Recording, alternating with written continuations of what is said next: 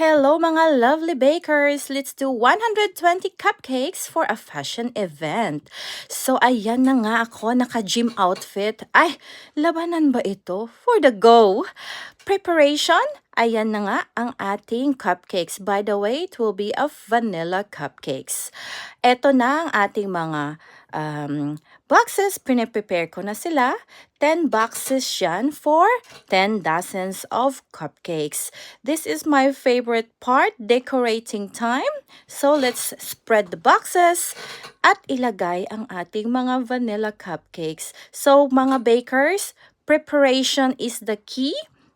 So, na-bake na lahat yan kahapon at ngayon magde-decorate na lang ako. So, it will be 3 different designs. So, actually, isang design lang sana ang gagawin for the event. Pero, ay nako. As always, I always surprise the guest. So, tatlong design. Meron tayong white, pa-pink, may pa-yellow. So, ayan na nga, nilalagay ko na ang mga sprinkles.